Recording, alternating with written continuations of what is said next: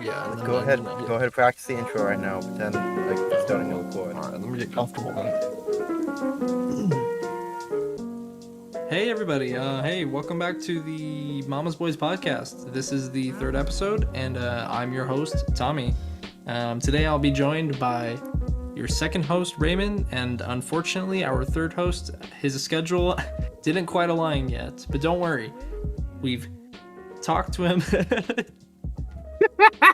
and he will definitely be on next week, I promise you guys. And if that doesn't happen, y'all can post in the comments. You can scold me, hold me accountable, call me a loser. Please don't do that. Anyway, He kind of a nerd anyway, so. yeah. Hey, Raymond though, how have you been? It's been a week. It's been a week. I've been working, slaving away, eating, sleeping. The norm. What about you? Yeah, I am same here. I mean, you know, my parents just got a bunch of stuff from some of our relatives, so really my entire week has been much more than make food, work a little bit on my music, although I should probably be working more on it, and then unpacking boxes. But yeah, same old, you know, still locked inside. Sounds about accurate.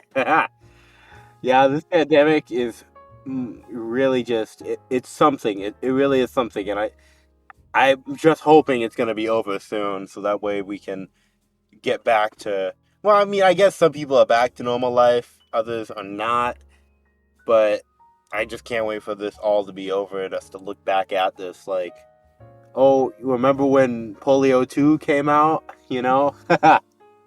Oh no, yeah, that would be something else. I can already see it. You and I, two old men sitting on a balcony on our wheelchairs. Wheelchairs? I'm sorry, I meant rocking chairs. Watching our grandchildren play and like, Raymond, you remember back in our day, we almost died. Yeah, that. I remember. My heart. All right. Anyway, so yeah. Glad to hear it's been doing good. Now let's get into our topic for today's episode though. We're talking about video games, very popular topic amongst most. Sony State of Play, by the way, they that just happened like a few weeks ago. I think September 11, and they announced some pretty big titles. What do you think about that? Oh, I don't keep up with Sony too much, but what I do keep up with is Sakurai's final DLC character, Sora. Now, let's talk about something good. Who expected that? Who expected that? Me, I did not. Well, I guess I did, but I didn't expect it to, be him. But if it was somebody, I'm not surprised it was him, No, you know what? I'm pissed off. No, this is Why you stupid. I pissed? don't care. I don't care who suspected or who didn't suspect. No, Sakurai, he had the biggest opportunity to put Waluigi into the damn game, and he missed it. That was the best character he could have put in, and instead he picked Sora. That is the dumbest thing I have ever heard. Sakurai, I'll never forgive you. I will never play Smash Bros. Again.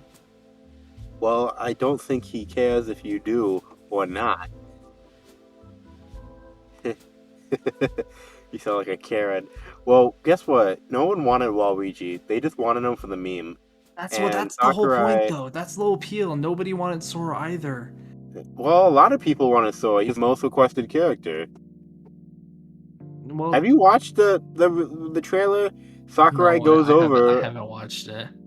Well, you should, because he basically shows you us, the ballots, and Sora was the most requested character, and then he went over all the games achievements and all that stuff.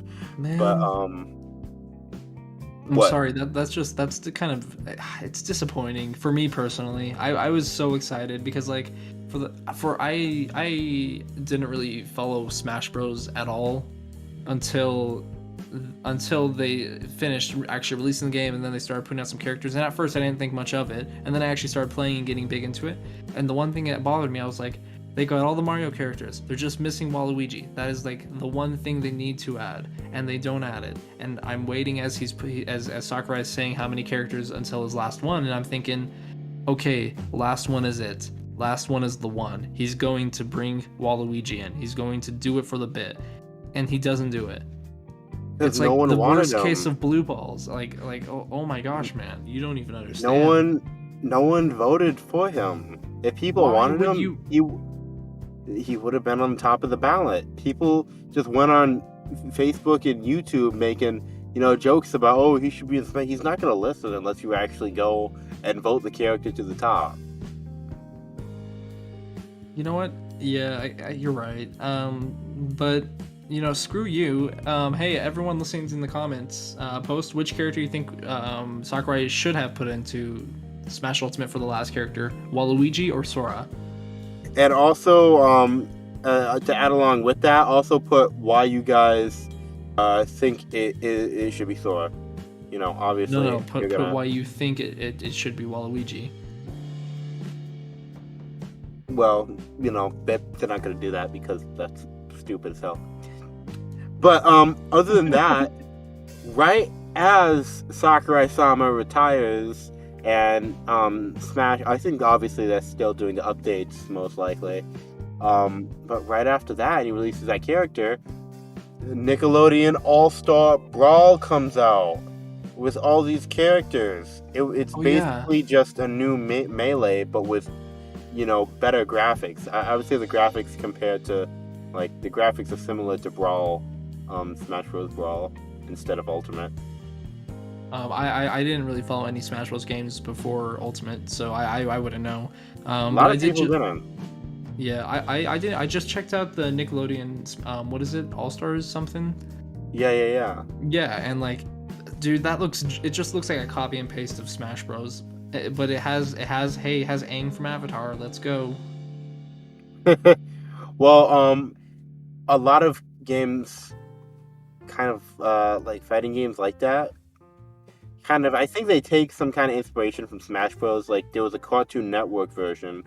It was like Cartoon Network, like Punch Out Explosion, and it had like all their characters in it. It was basically just Smash Bros. Story. And then PS4, they had the PlayStation All Stars, same thing as this Nickelodeon Brawl. Now the only difference between Smash and Nickelodeon All Stars and those other two that I already mentioned is that guys actually have, and they play good. They play smoothly. If you haven't seen gameplay of new Nickelodeon game. Interesting. I have seen the gameplay and it looks pretty good, and I'm actually excited to get it. I think I'm going to save up and get it because that would be a fun one to play on a possible Twitch stream in the future. Very true. Very true. Very Yeah. true. So who knows? Maybe you guys all watching Yeah, I might get be it able too. to. Well, I'm sorry. sorry about what? Anyway, who knows? Maybe all y'all watching No, will be able to see a Twitch stream where we all play Nickelodeon All-Star Brawl or whatever it's called. Let's go. I think we should play Call of Duty and put you in a lobby with some of these kids so you can get roasted. I would. Oh crap! I just beat the living shit out of my mic. Sorry. No, I am not good at Call of Duty. I've tried playing it. I mean, no, I'm decent at it. That's a bit of an understatement. But I've only really played Call of Duty on my phone. You don't like Call of Duty because you tried playing it and you got your ass beat, and now you're salty, eh? Well, actually, I mean, pretty much won. I pretty much single-handedly carried my team, but the game itself, I find to be kind of boring. well, I mean, you're playing the handheld version on your phone. You actually need to play the console games. Yeah, I mean, hey, I played Rainbow Six with you. I remember that. That was really fun, actually. It was really difficult, Rainbow actually. Six is, yeah, it's all about skill. You gotta play a lot. Yeah, you gotta get a lot of practice in. Oh yeah, definitely. Fun game though. Oh yeah. Actually, I'm saving for a few games right now. One's Tales of Arise. I don't know if you've ever played any games in the Tales series. I have never heard of that. Do tell about it though. Yeah, it's kind of more like it's open world. It's like an anime style game. Right. This specific one, it's kind of you know Persona, right? Sorry, Persona, like Yeah, Persona Persona. 5, right? Yeah. The Yeah, Persona yeah, yeah. games. You know, Okay, okay. I've where never they have played like them. I've heard of them though. different antagonists and stuff, Mm-hmm. or different protagonists. Yeah, it's kind of the same thing with Tales. Oh, So cool. this specific one, so there's this slave on this planet named what was it, Iron Mask, and there's these two planets, and one has like these high class people on it, and the other with these slaves. And the slave planet has a few of the other people called Renans, and they became like lords, so they kind of rule over all the slaves and stuff, and keep them work and make material for them. And the thing with the eye mask guy is, he's got this mask over his head, and he doesn't remember anything about his life past the past 6 months, and he can't feel pain at all either. So he became kind of like a little hero because he can protect the other slaves by taking their beatings and stuff, and he can't feel it. So one of the Renans actually ends up like coming out and starts trying to like start a rebellion and stuff for unknown reasons. Interesting. And Iron Mask escapes. I think there was like a riot or something. I, I forgot the beginning of the play. So I haven't actually played the game yet, but I watched a little bit of the beginning of it. Yeah. And he escapes. So basically, at the end of that, him, a few others, and the girl, they are actually on a mission to take down the rest of the lords that are enslaving the planet and free everybody. So yeah. Oh, that sounds like a very what would the word be? Morally intense game, I guess. Yeah. It's crazy, right? It's crazy. Actually, you know what? You might send me the name of that game later. I actually might check that one out. Yeah. I will. Um, but I speaking did of watch the whole. oh, Oh, sorry. go. No, No, no, no, go. you No, go, you go. no, you go. No. I did watch the whole gameplay. It was hours and hours of me just staring at the screen watching it though, so I don't even remember the start of it. Right. Uh, Um, oh yeah, but anyway, speaking of like other games that, we enjoy, what's your favorite game? Like what's your most favorite game that you've ever played? that's not Smash Bros. Well, yeah, obviously. Dang. Okay. Um, favorite game. I would have to say. Oh man, you got me. Uh, Man, you can't have me do this. Come You, on, come on. You can't think of a single game other than Smash that's your favorite game. Fallout New Vegas. Oh yeah, I remember when you were playing that when I was over that one time. That game looks pretty cool actually. It looks like a fun, like I take that back. All of the Fallout games look fun. You have to be patient. You can't go into a Fallout game thinking it's gonna be quick and you be running around and all that stuff like other games. You have to be able to do the side missions, be patient, make morally good choices if you want to live. It's gonna take a little bit of patience. It's a long game. Right. But I like it better than all the other Fallout games just because the story is 100 times better than the story is 100 times better than the other Fallout games. You're not trying to rescue your dad or your son or anything. Mm-hmm. You're just in this land and everybody's trying to have a piece of it. Huh. And there's so many more factions and stuff, so many more endings. Plus, they had spears you could throw, and they took that away in Fallout 4.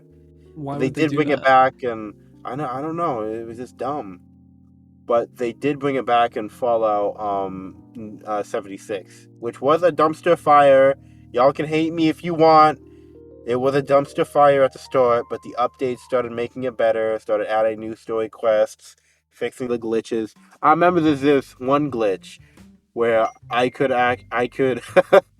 I was using the level up like all the time because it was so easy. But I would go to this little town and I'd stand on this wall and just shoot the ghouls that were running by, and I'd just shoot them, and millions would come by, but they couldn't climb the wall to get me. That's great. And I think they're patching stuff out. Well, Like, hey, there's at just- least they're fixing yeah. it, right? No, I wanted to use that to level up till I got to 100 or some shit. That was my way out of like not being leveled up enough. It's kind of like it's like GTA, you know, if you have the friendly fire on, if the other person's more experienced, because you get bullied. You know, I've been in GTA, I've been playing GTA, and you know, there'd be people who are like way higher level than me, and I'll be just chilling, you know, and all of a sudden, you know, I'm here chilling at the gas station, leaving with my honey buns and my cakes, and a Boeing fall out the sky and crash on my ass. That's a good one, dude. That's one thing I do love about like Fall games. I think specifically Fallout 76. And it's the same thing with games like GTA. Like things like all sorts of shit can happen like that. Yeah. Yeah, you could just be living your best life, and then somebody could crash a freaking helicopter into you. Yeah. It's fun. It really is funny. Yeah. Only game that oh. No, I forgot what I was gonna say. But have you played GTA? I have not. I'm sorry. I went over to a friend's house. I watched him play it quite a bit, but I actually haven't played it. Oh, you missing out. You missing out, man. You missing out. I know, it looks so good. It looks so fun. Like the world looks so huge, and I've heard there's a lot that it's a big empty world that you really can't do that much. But like I don't know, man. Oh, you can do so much. I started a cocaine factory. Okay, You- hey everybody. Raymond said it here. He started a cocaine factory. not Fallout in GTA. But no, you can do so much stuff. There's so much heists you can do with other people online. And everybody listening to this already knows this. But they need to have GTA 6 come out already, because it's been like, what, has it been 15 years now? Yeah, How long has it been? something like that. Hold on, I can actually look that up right now. Let's like- see here. GTA 5. GTA 5. So this game came out. The initial release date was in September 17 of 2013. Okay, so it has been a while, not 17 years, but it's been a while. That's like, what is it now? Hold on, I'm trying to do math here. 23, 20, 22. Yeah, no, it's been like, hold on. No, you. I'm really struggling. I don't know why. This should be easy. What is 21 minus 13? This should be an easy problem. 6. 6? Okay. It's 6. So it's 2021. So it's been no wait, hold on. That's wrong. You're goofing Well, me.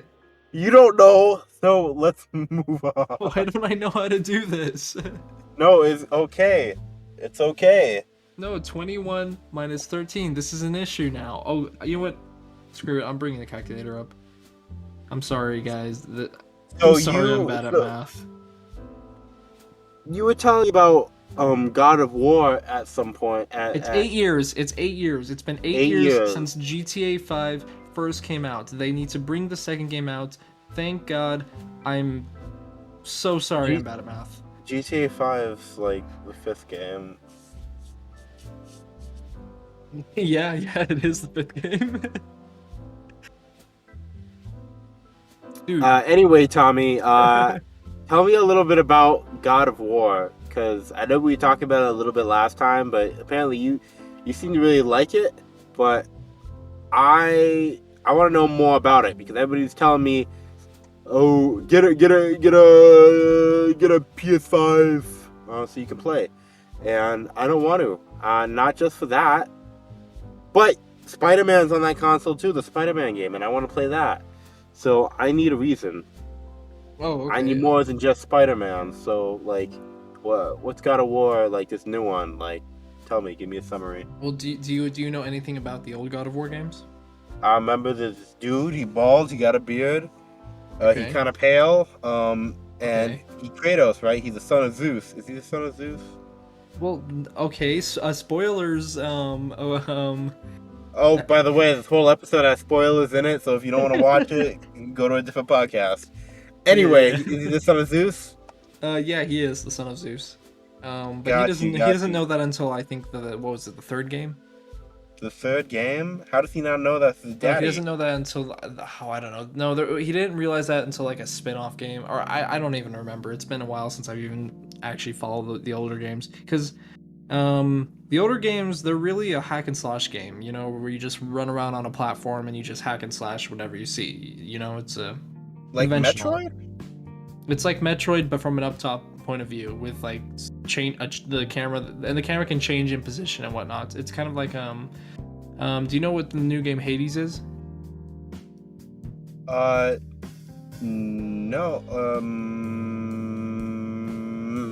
Okay, I'll take that as a no. No. Let me find a better example here. Kind of like Metroid, but at an angle, and the cutscenes are better, and everything is better, and it's just a better game.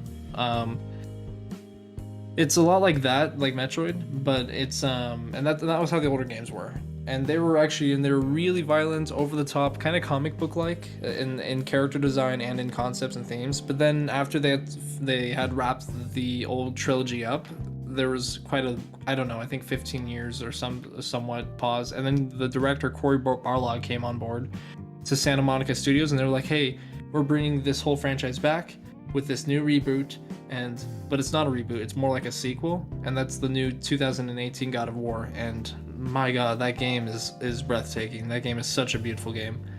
Here's the synopsis of it. After Kratos pretty much killed all of the Greek gods, he just dipped.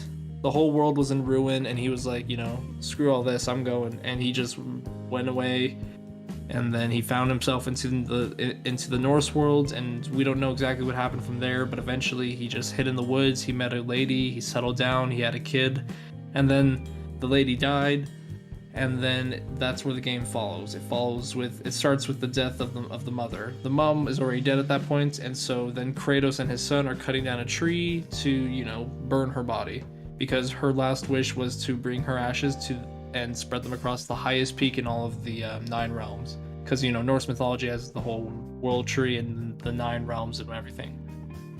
Is she like, who is she? Was she a god too?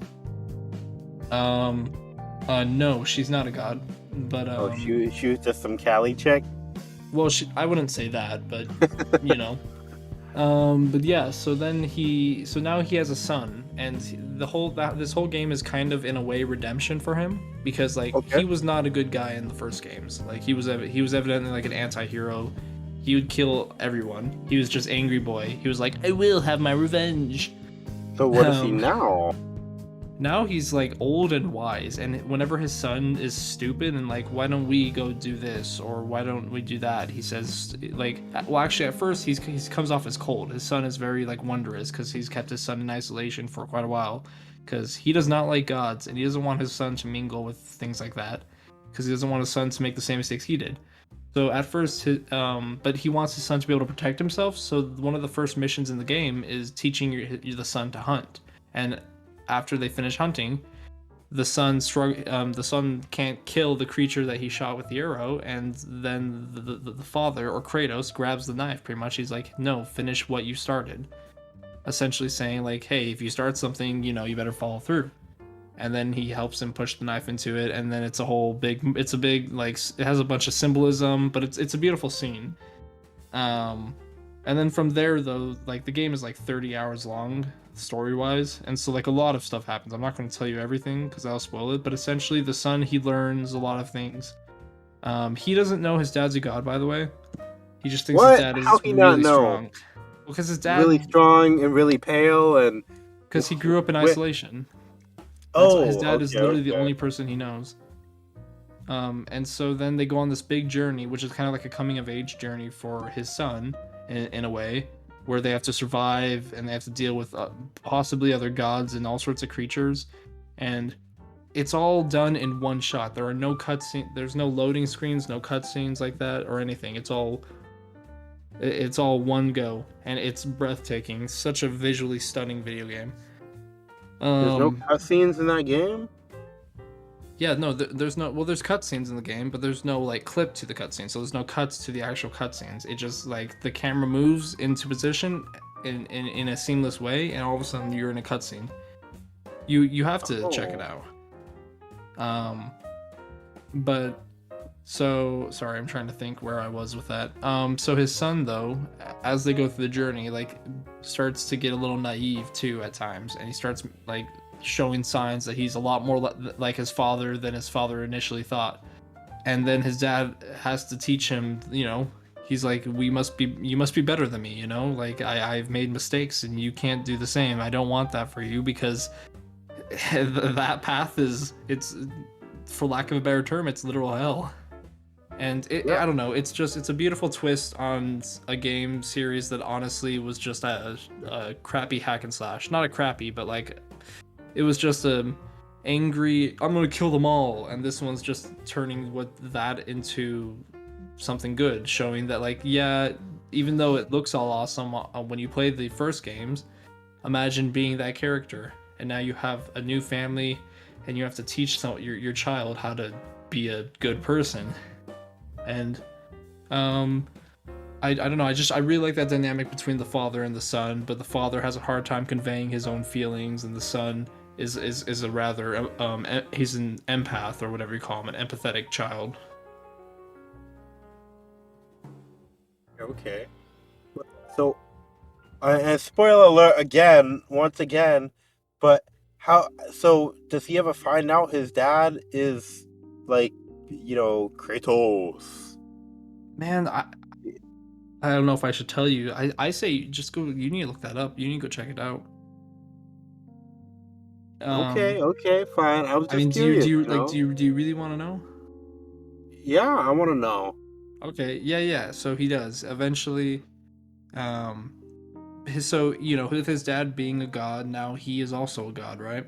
And the problem with that is that apparently he has this condition called, where he gets sick, and he gets sick whenever he gets angry, because and that's because of his heritage. His dad, he channels his power of being a god through his rage. So when he gets angry, he gets strong, right? And so his son is kind of like that. When his son gets angry, he gets strong. But the problem with that is that he has this sickness where it's like a god believing themselves to be immortal, and then there's a confliction in the mind that manifests itself as a sickness in the body. So when he gets too angry, he gets especially sick and starts coughing up blood and stuff like that. And so eventually that almost kills the child, and then Kratos is like, oh no, he gets help from another god, spoiler alert, and they pretty much break it to him, hey, look, you need to tell him of his true nature, or this will literally kill him. And he's not proud, and he doesn't like gods. He's not proud of himself being a god. He's not proud of the gods, period, because in his history, the gods have only ever brought bad news, you know what I'm saying? Yeah. Right. And so after they tell him that, the person temporarily heals up his son, so his son can actually walk, and then they have this really like beautiful moment where they're pulling a boat along, and his son says, pretty much apologizes for being a weak child and that stuff. He's like, and he says like, I'm sorry, I'm not what you wanted me to be, and I'm not good enough, um but I'm doing the best I can. And then his dad's like, no, you don't understand. Like, you think you understand why I treat you the way I do, but it's for different reasons. And he's like, no, but I understand enough. And then the dad stops, or no, he says, no, but I understand the truth. And then Kratos stops, and he's like, the truth. And then he just right there and then says, I'm a god. And then the kid's like, what? And he's like, I'm a god from distant lands, and so are you. And then the kid has a moment of pause, and then he's like, whack, can I like turn into an animal or something? And then it's like kind of yeah, and the dad, and then Lie? yeah, it's funny. And he just he automatically believes it? I feel like Well, I feel like he would believe it now that he's been out in the world and seen the feats that his dad can accomplish. You know, because like right before that, freaking Kratos lifts up a whole damn building right in front of his son, and this lady, who's another god, was like, "Wow, you're really strong," and they don't know she's God at this point, but she's like, "Wow, you're incredibly strong," and his son is just like, "Yeah, he's always been really strong. I don't really know why." well, that's not really strong. That's being like, yeah, that's crazy. He probably already suspected. I would hope he would have suspected that when he noticed the other kids' dads aren't doing the same Well, the thing. problem with that is that you actually don't meet any other families really throughout the whole thing. You meet a few NPCs, but they're all like adults, and because there's no humans for some reason. Because Fimbulwinter supposedly is going to start, and people are dying, and it's hard to explain. You really just have to play the game, but I don't know. He eventually does figure out that he is a god, and and that's kind of what goes into the second half of the game, and a lot of stuff eventually happens. But it was such a really good cutscene. Like I definitely recommend you look it up. Okay, okay. I see. I mean, it sounds good. It sounds good. Sounds like a lot of a lot of stuff going on there. Yeah, no, dude, the musical composition in it is like on point. It's really good too. Cutscenes are Yeah, beautiful. no doubt. Well, I'll check it out. I'll check it out. I mean, Yeah.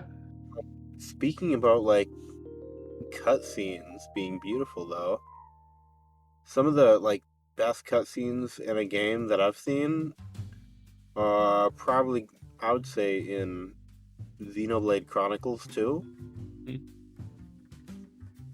I've And I've never played Xenoblade Chronicles.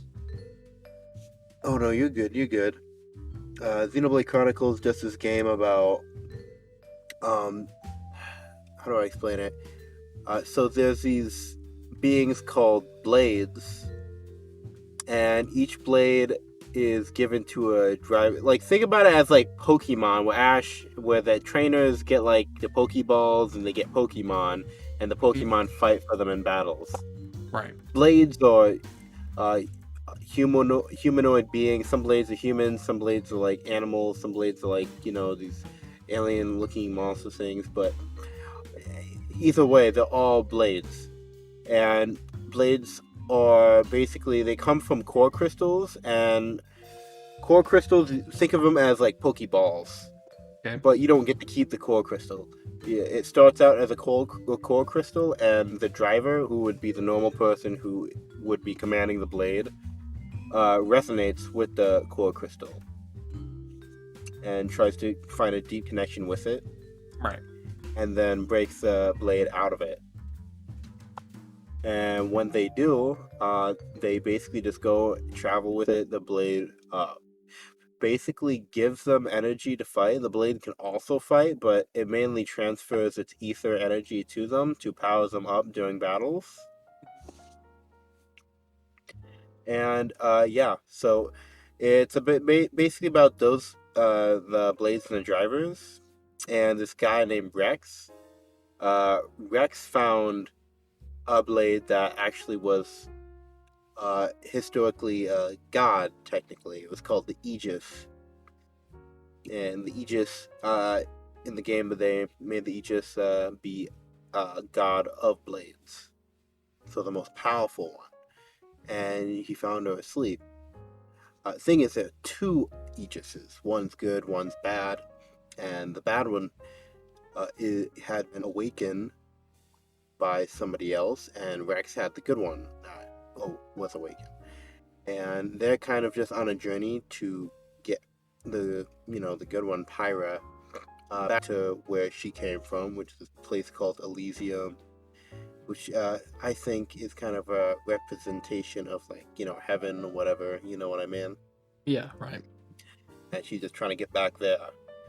But while trying to get her back there, the evil blade, Malos, is on a mission to just destroy all life as they know it, as well as to find their creator, which is, the god of the universe that created the whole thing, that they call the architect. And yeah, they're just on that crazy journey. Wow. Huh. But yeah, I've seen that game on the 3DS store, or the first one at least. But yeah, I've been meaning to actually watch a playthrough of it because I would be sorry, I'm not thinking. No, I was saying that game, it looks visually really good. Like I like the character designs for it all, and I've heard only good things about it. So that sounds yeah, pretty cool. I might have to check that out. yeah. It's for the Switch at the moment. I think, yeah, it's for the Switch at the moment. I have it as well for my Switch. I only that Smash Bros. And I think one other. But yeah, that one has really good cutscenes. I personally like that in the soundtrack as well. Oh, speaking of like not necessarily cutscenes, but like again, stunning video games. Have you heard of Shadow of the Colossus? Yeah, I remember that back on GameCube. What? No, what? Shadow of the Colossus. It was like No, it the was. I don't think it was ever on GameCube though. that's the one with the big giant, the big Colossus guys, right? Were you climbing on their backs and shit? Yeah, yeah. Wait. Yeah, I remember it was No, on no, no, GameCube. no, no. I don't think that was on GameCube. No, I'm Yes, it pretty was. sure. No, I'm pretty sure it was Yeah, only on I remember it. I I'm remember pretty it when sure. I was a kid. I remember the game. I had the game on GameCube. I'm looking this up. I'm pretty sure it was only on PlayStation 2. Well, look it up. Look it up. Shadow of Okay, the okay, Colossus fine, on fine, GameCube. fine, Does fine. it say it? Does it say it? Hold on. I can't type with one hand. Why you? Never mind. I'm sorry, that was a dumb joke. Okay, Front of the audience. oh my gosh. Okay, hold on. Shadow of the Colossus.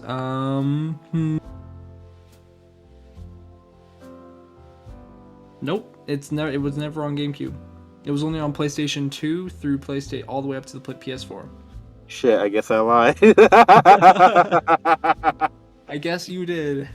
But yeah, that game like had a big impact on me. That was one of the first games I had ever watched anyone play, and I have never gotten the chance to actually play it. But that game is like, I don't even know. Even on PlayStation, the fact that that was running on the PlayStation 2 is like mind-boggling to me. But the new remake on it looks so good.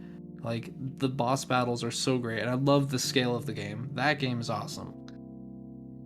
Yeah, I mean, I saw like a video of this dude climbing on like one of the Colossus's like back and whatever their leg, whatever. It's like crazy, like the scale. It kind of reminds me of oh, what was it? Oh, the Attack on Titan games. Yeah, so I got the I, Attack on Titan 2, the video game, and it reminds me of that because you always attaching to the the Titan, trying to take it out. I don't know if in the Colossus game you have weapons, but you have a sword in the Shadow of the Colossus, but that's all you got. And that's like what makes it so great because the guy's wrist, you can be holding on by a wrist and he's swinging you around, and it's like your wrist is a freaking universal joint. It's great. But the Attack on Titans games too, I also enjoy because again, the scale is awesome. I love it when bosses aren't just big like I hate when they're pieces of the terrain with a few animated parts, and I also hate when they're just big models with really big crappy hitboxes. I really like how Shadow of the Colossus does it because they're able to keep make the bosses feel like they're part of the world, like physically, and it works so well, and it really gets me like I don't know, it just really gets me involved in the game, or what's the word for it. And also, little tip for you, the plural word for Colossus is Colossi. is it now? I'm pretty sure. It's kind of like how the plural for like mice is meese. It is? No, it isn't.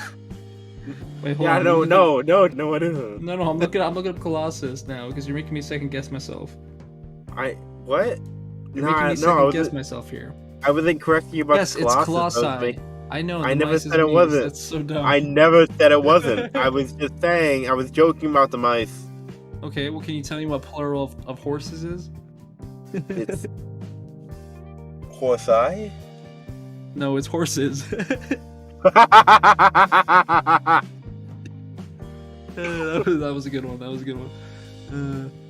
But yeah, no, I love the game Shadow of the Colossus, and that's one that it's definitely on my bucket list to play.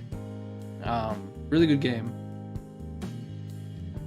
Yeah, I mean, I guess so. Yeah. And I'd say if I had to pick a favorite game though, I would obviously go with God of War, but like second favorite would be Shadow of the Colossus.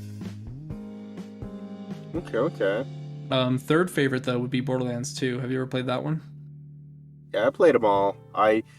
Last one I played was the third one. Beat that. It was fun. I don't lie. I played as, who did I play as? Played as Jack. I haven't played the third one. I heard bad reviews about it, and then I actually Ooh. watched a playthrough of it, and like I don't know, it doesn't look that exciting to me. You legit get to go into space. You I never know, got to but do that before in a Borderlands game, and you get to be Jack again. You can be Wilhelm. Wait. That was in the pre-sequel. Never mind. But I was Wilhelm in the pre-sequel. I liked it. It was great. the pre-sequel I heard was really good, and that's one that I never actually got around to play. I really want to play that one. I did play 1 and 2, and those are the ones I played. 1 was good, but it felt like an incomplete version of 2. 2 really, in my opinion, was like the peak of it. I feel you. I did like 2. That was the first one I played, and then I played 1, and I played 3, and then I played the pre-sequel. Yeah. The pre-sequel is one that I'm definitely going to check out whenever I get money or the time, you know what I'm saying? Yeah, I mean, absolutely. I mean, you have to. Same thing with Same thing with Fallout. You need to play Fallout. Have you played like Fallout, like any of them? Well, that reminds me of right before I had moved out here. I had a friend of mine had given me an Xbox 360 because he had an extra one. I was like, "Oh my gosh, man, this is amazing." Um, and then what had happened was, sorry, I'm trying to think. What had happened was I started buying games and downloading on it, and I had bought and downloaded Fallout 3, I think. Yes, Fallout 3, and I was so excited to play that. But before I had actually gotten the time to play that, I had ended up, sorry, I'm trying to think. Yeah, then we had ended up moving, and then I actually didn't get the chance to play it. You know what I'm saying? Yeah, I get you. But you still have it, right? I still have it, but actually, no, I don't think I have it anymore. I think my Xbox got stolen because we got news that our house got robbed not too long ago, you know? And they probably took everything valuable that was left out in the open, like my Xbox. They probably looked at it, saw Fallout 3, took that, and left your Xbox. Yeah, they powered that thing up and they were like, this kid's got Fallout 3. I also had Star Wars The Force Unleashed. That was a fun game. Oh yeah, 1 and 2, yeah. I only had number Force 2. Unleashed. But if you like Force Unleashed, then you'll like the, what was it? It was Jedi Fallen Order. Have you played Jedi Fallen Order? What do you mean? Oh wait, Jedi Fallen Order. I've heard of it, but I haven't actually played it yet. It's the newest one.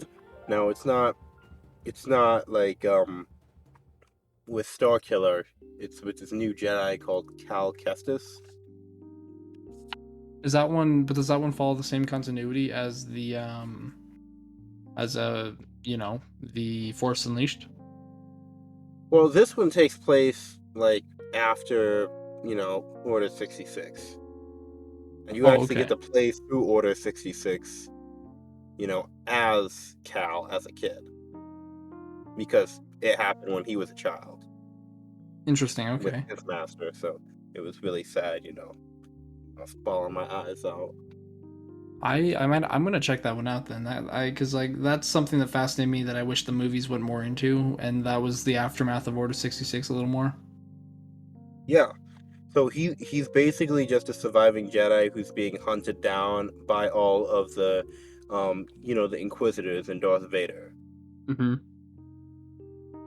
So entire time, like every boss fight's a new Inquisitor or a new monster or whatever, and I just thought it was so cool. I like the fighting mechanics. It just reminds me of, Force Unleashed so much. Yeah, the fighting mechanics in Force Unleashed I really enjoyed. They felt really I don't know. I like the impact that you could really got from it. And like the sound design in it was great, and same thing with the haptic feedback, and it just mixed together to make a really good formula. Yeah. The one thing I didn't like is how many slices it took to get through a regular stormtrooper. You know how I mean? Yeah, yeah. I just felt like they could make it a little bit more realistic. Like, Well, you but the know, problem with that is if you do that, then the game is too easy. Now you're just mowing through these poor stormtroopers. they're not poor. They getting their pension. I mean, okay, I mean, sure, but look, man, I want to feel like I'm like fighting here. I want to feel like I'm really, like, you know what I'm saying? I want to have something to hack No, and slash at. all you want to do is disarm them and then keep beating the shit out of these people. That's how you get your sick kicks. Yeah, yeah, I but know, I know. But no, I get what um, you mean, though. I get what you mean. Um, but yeah, no. game mechanics Jedi though. Fallen Order. It was. Yeah, no. It was good. It was good. It was also. I can't say it was open world. It was pretty open, but you couldn't like go like any and everywhere. But in the levels and in the world, you can go a pretty wide variety of places. Plus, you could travel to other planets like Dathomir and stuff. And no, Darth Maul's not in the game, but you do get to fight Zabraks and stuff on Dathomir, Night Brothers, Awesome. um, and just a whole bunch of other planets, including the one where uh, what was it? I forget the name of it, but it's where the Jedi go to like make their own lightsaber. And I can't, you seem interested, so I'm not gonna tell you what you do. You can probably already guess, but I'm not gonna spoil the rest for you. But yeah, it's Yeah, pretty cool, pretty good game. I enjoyed playing it. It was great. yeah. No, that sounds actually really cool. And if it's anything like Force Unleashed, then I'm definitely interested in playing it. Um, but on the note of game mechanics, you know what game I feel was real revolutionary in like the field of game mechanics. Yeah, Yeah, that game, my good friend, was Portal or Portal 2. Really, Portal and Portal 2, they're kind of the same thing. But like, have you ever played those games? yeah. You know how many times Gladys has released a neurotoxin in my room? What are you talking about? What do you mean? What do you mean? What do Gladys you releases a what? neurotoxin I mean, because I I had mean, failed the tests. yeah, but like, I don't know. I'm just Anyway, that was a joke. anyway. No. Portal 1 and Portal 2. Those two games are, I think, definitely really they changed the gaming industry in a lot of ways. I think storytelling wise and well actually Portal 1, Portal 2 and Half-Life. Those two series by Valve I think really changed games in terms of storytelling because those games were really hinged upon world building and storytelling and all that stuff and Portal just had a really cool game mechanic. Yeah, I mean, it kind of it reminded me of this one game that was like a parkour one, but it reminded me of Portal so much. But with Portal, I did like. Obviously, I always say I like the story, but I did like all the Easter eggs they had in there, all the stuff you could actually like do lore wise, finding out like more about the lore because there was just so much stuff that you wanted to find out. Aperture Labs. Hmm. And no, that's what I mean though about like with like world building and all that stuff. Because like specifically in the second game, there's this spot with drawings from obviously and writing from on the wall from some crazy scientist or something, and I don't know, that stuff is like so eerie, but I live for that stuff. That stuff's great. It's awesome. Remember when? Remember Hey when? Raymond, just give you saying you might want to come closer to the mic. It's a little difficult to hear you. Oh yeah, but my bad, my bad. I was gonna say, remember when Wheatley took over and Gladys got what you call it? He got transported into a potato. Yeah, that was funny. That was so great because like she was the villain in the first one, and now it's like, haha, look who's the small one now. And then Wheatley goes and freaking betrays you. Yeah, and like I feel like you really got to build a relationship with Gladys because she was trapped in a fucking potato. Yeah, and then at the end She she couldn't do deletes anything. everything. What do you mean deletes everything? I mean, not everything that y'all went through, but remember, she discovers while you're in the potato and you're discovering the world. She discovers that she used to actually be a human with like a human personality and a human mind. Oh, she deletes all that so she doesn't like. Yeah, so she doesn't feel, I guess. Yes, and that was sad too. That was sad, It but was. it all makes sense though. It all started making sense about like who she was, and that backstory was insane.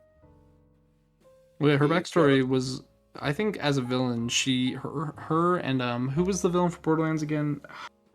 What was his name? Handsome Jack. Handsome Jack. That's the name. Sorry, we just mentioned that one. I just couldn't remember. Those two villains are some of my most favorite villains in like all forms of media. Like they're so interesting to follow. They got personality, even if they don't seem like it. Oh, definitely. I think that's what honestly, in the case of like Marvel and what they did with Endgame, I feel like that's what they missed with Thanos, because like it just seems like he was kind of the crazy guy who was like, I gotta save the universe, and that's like his entire motivation. But like when you got these, But did you actually listen to Thanos then, or I Lord mean, and yeah, I Savior? heard, no, sure, I His listen. He wants to be the savior, and he says the universe doesn't have enough resources essentially to provide for the whole population. We need to freaking split it in half. But I feel like well, their writing his and their his own race did the same thing. That his own race, his own planet, that happened. It was Mhm. overpopulated, and he watched everybody, you know, get screwed. And then he had the power, and he was able to, you know, end off half the planet.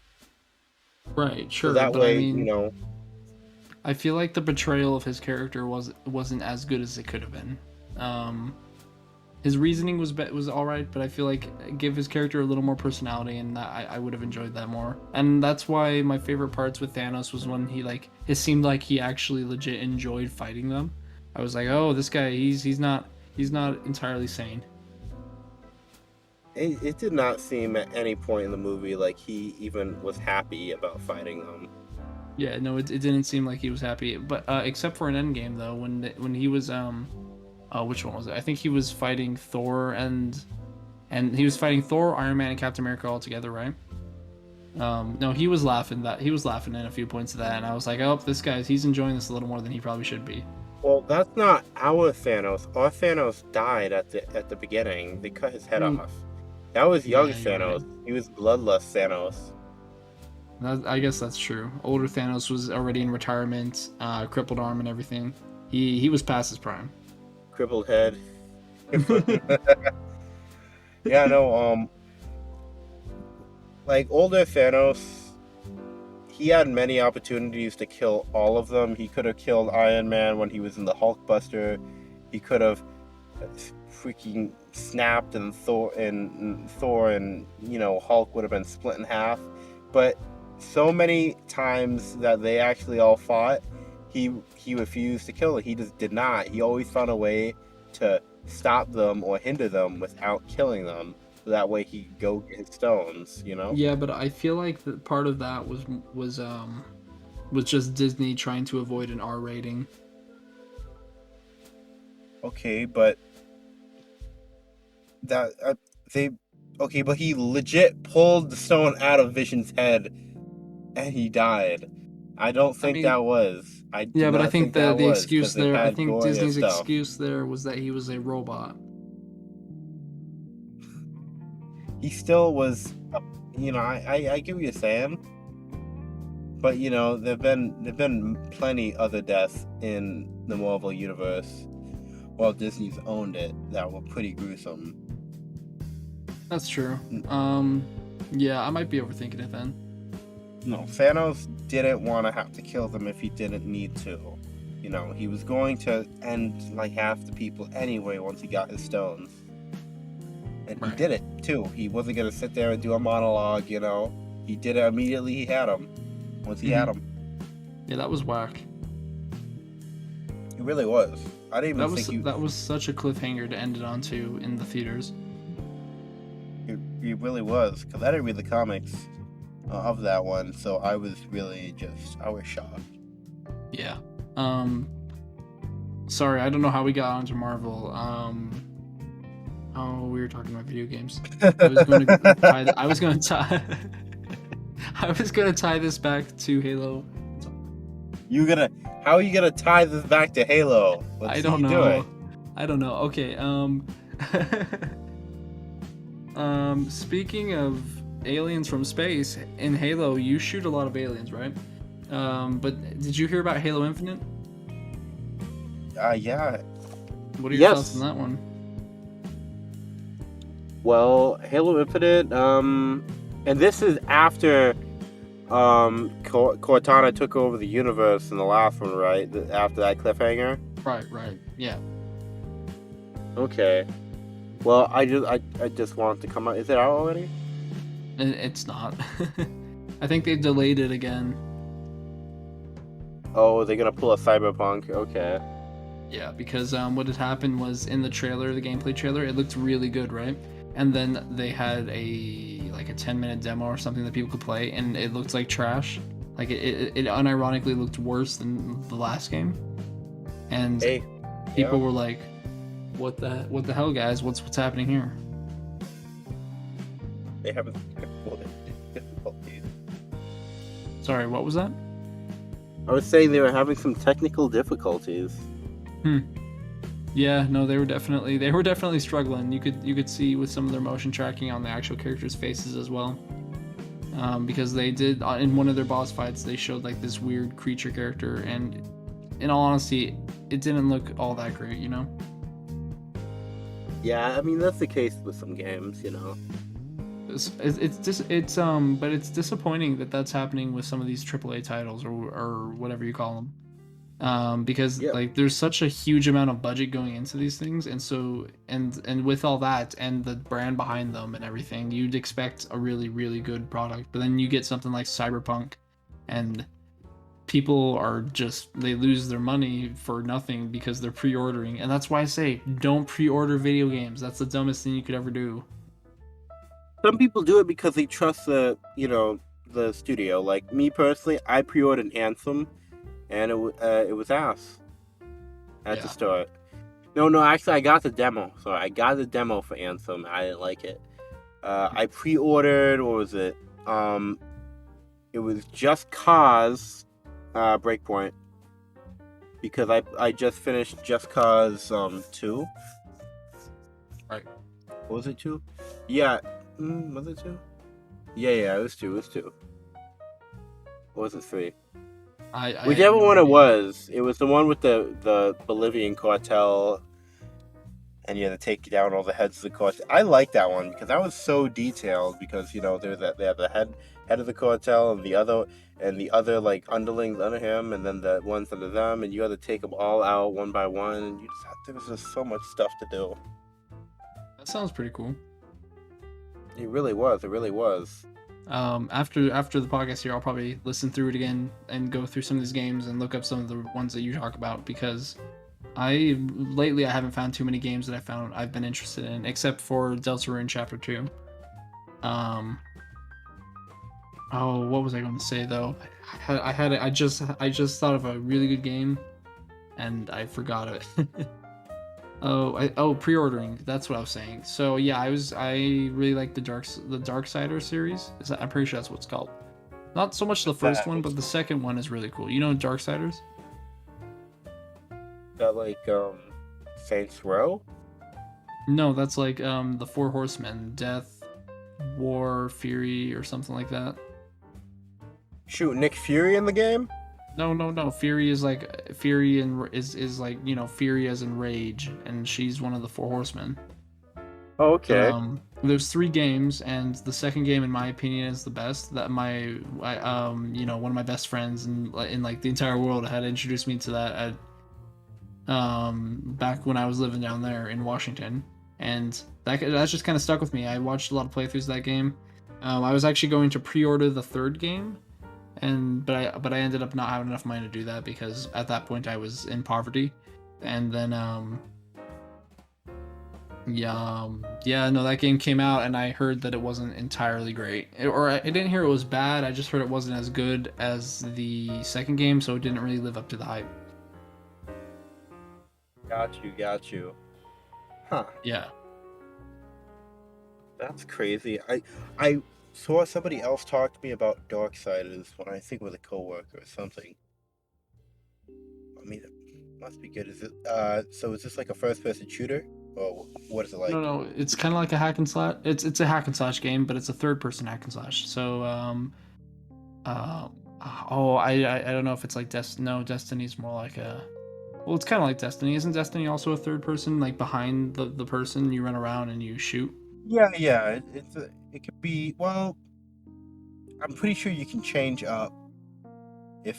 No, it's third person. No, you're right. I thought there was like a first person option. Destiny, Right. I love Destiny. Oh my gosh, one of my favorite games. I've never played Destiny. I've only ever watched you play, and the game looks beautiful. It really does. And I know the creators of both Halo and Call of Duty got together to work on that. And it's just a perfect, like, just mix. Hmm.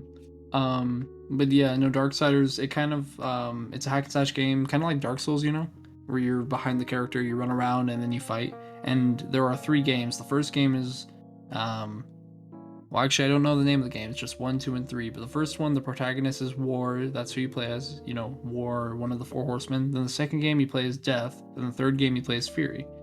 And I believe they're probably going to make a fourth game. I don't know when, because I haven't actually followed it in a while now.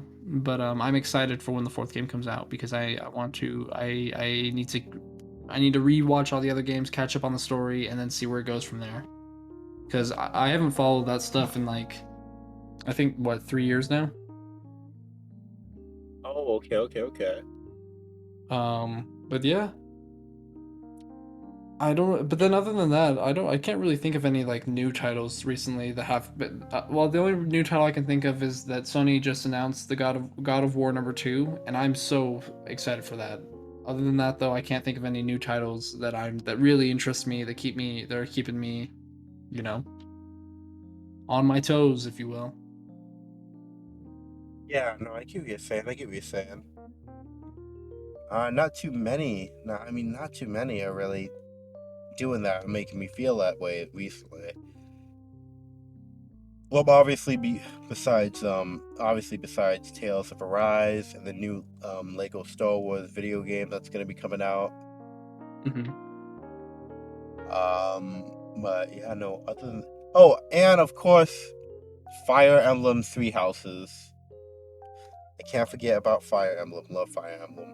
Never played Fire Emblem. Should play Fire Emblems. What's it about?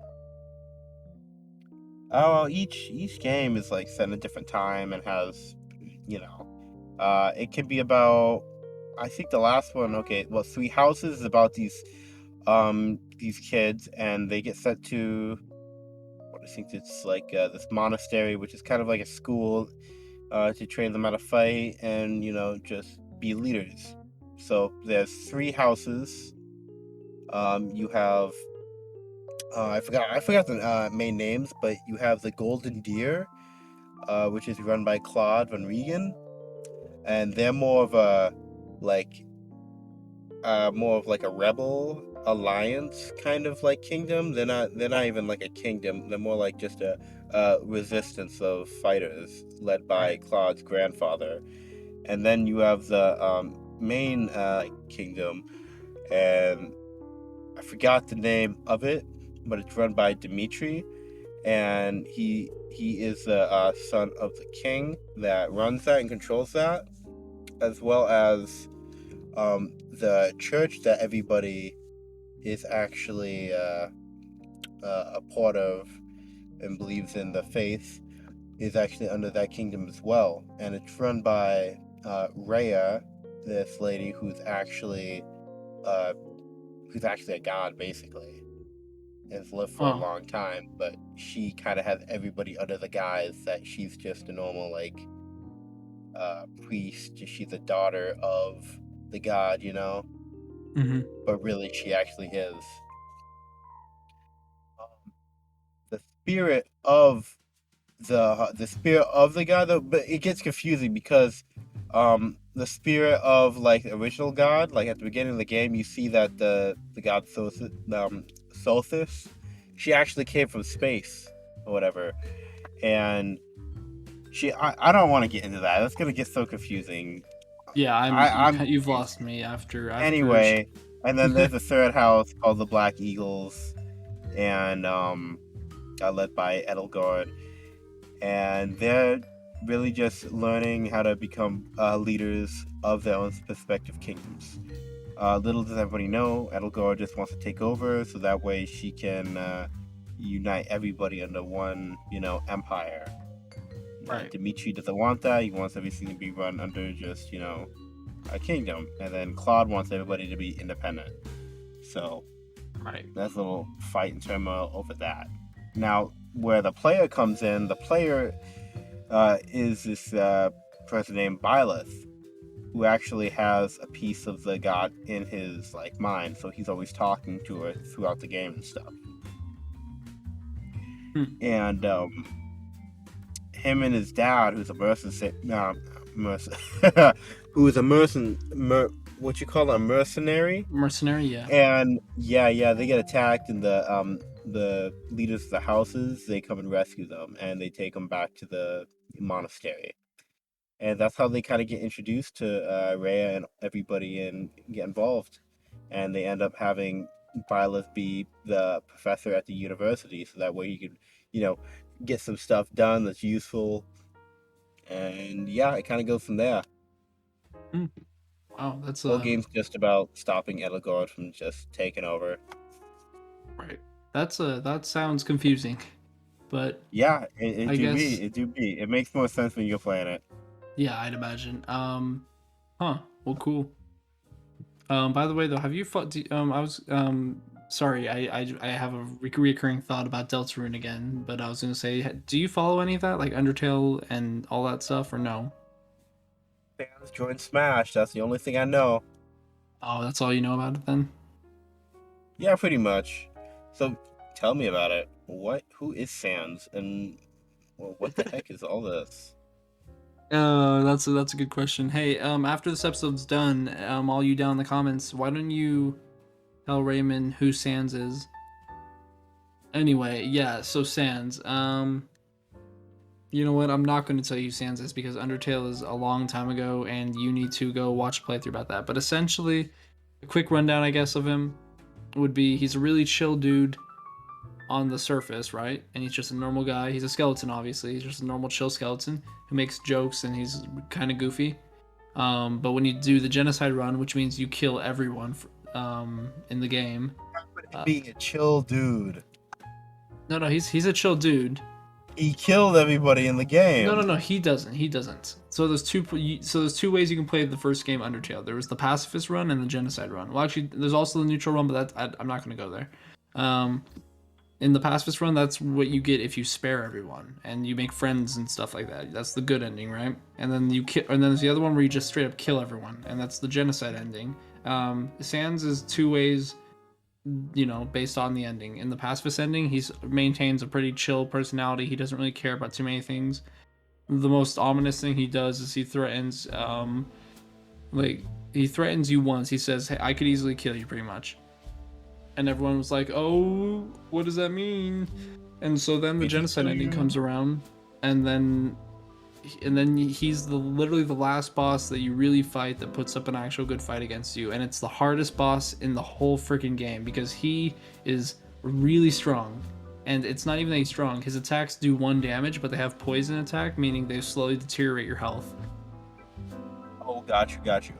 And he's just relentless. For some reason, he seems to be able to teleport, and he knows all sorts of weird stuff about like space-time anomalies. But that's all like getting into the Undertale fandom and the universe. I don't really know all the details, but seems to be more of a meta character than he initially lets on. But right now, Undertale's over now, though, and right now, Toby Fox, the creator of Undertale, is creating a new game called Deltarune, and he has 2 chapters in the game. And I doubt you have you followed any of that? Not at all. I have not at all. Oh, okay. Well then, never mind then. All I can say about that series is the ending. So far with the second chapter, it left me with a lot of questions.